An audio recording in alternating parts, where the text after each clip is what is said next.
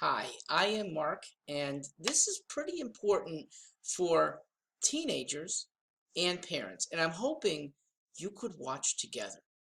Call in if you're a kid. Mom, can you come down? If you're the parent, Betty, can you come upstairs? Okay? I'll pause.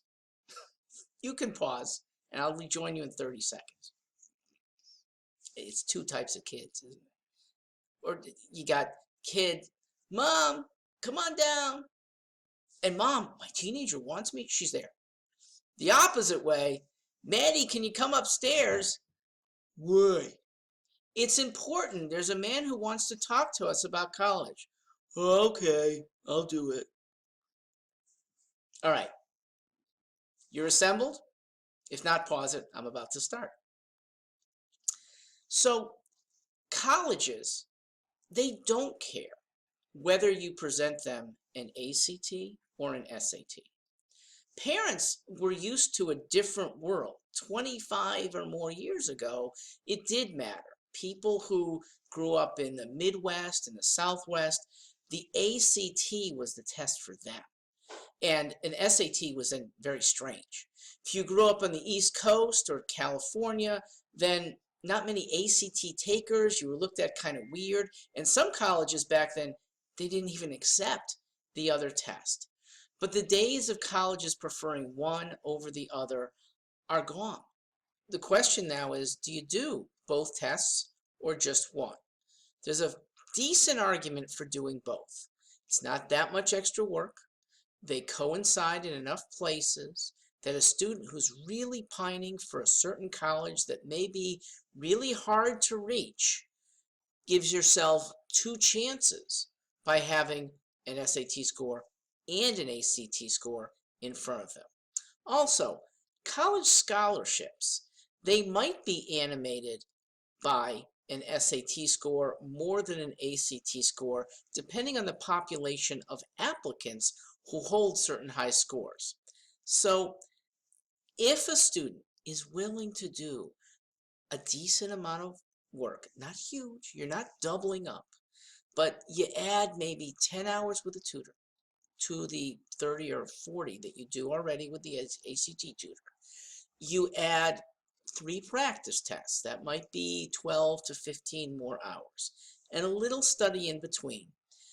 You get yourself armed for what could be the most important test of your life, second version. ACT being the first, SAT being the second. Now, I'm not a fan of doing both at the same time. Studying for one and taking it twice, then studying for the other, I think makes the most sense. You take it twice in close succession. These are offered 1 or 2 months apart. If you study for one, take it once, and then start your study for the other, I'm okay with that too. I just don't want the study for ACT and the study for SAT to overlap. Now, here is one advantage for the ACT that is new. It's that starting in September of 2020, the ACT is being super scored by most colleges, and the ACT is going to let you take one section at a time or 2 sections out of the 4. You don't have to retake the whole thing if only 2 sections are deficient. You'll do it online. So it's a chance to burnish your overall score without a 5-hour day, without going through studying for all 4 sections when all you want to do is study a second time for 1 or 2 sections. Now, the SAT doesn't have this yet, but I'm certain they're working on it, okay? They want to catch up. And they will almost certainly, by 2021, have that same kind of option. Right now, looks like ACT alone has that for 2020.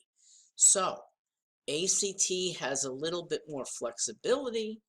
Doing both adds all kinds of flexibility if you have the extra time and if you really want that big scholarship or that high lofty admission. I think it makes sense to do both.